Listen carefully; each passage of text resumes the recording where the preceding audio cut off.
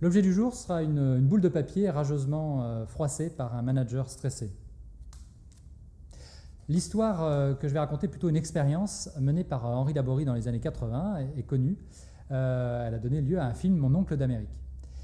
Cette expérience est menée sur un rat de laboratoire et on part de deux cages. Dans ces deux cages, qui sont reliées par une porte, des décharges électriques sont envoyées au rat, qui fait que lorsqu'une décharge arrive, le rat peut passer dans l'une des autres cages, gardant ainsi un niveau de stress qui reste, on va dire, le plus bas possible.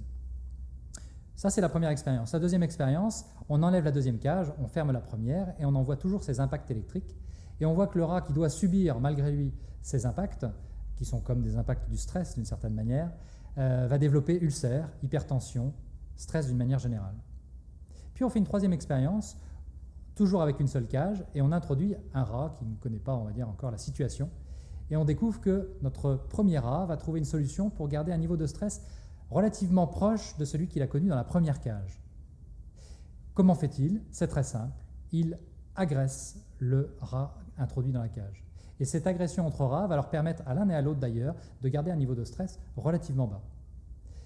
L'une des conséquences du stress, vous le savez, c'est l'agressivité, l'emportement, la violence. Et trois questions qui se posent à nous suite à cette expérience. Première question, est-ce que je suis attentif moi-même comme manager à mon équilibre personnel?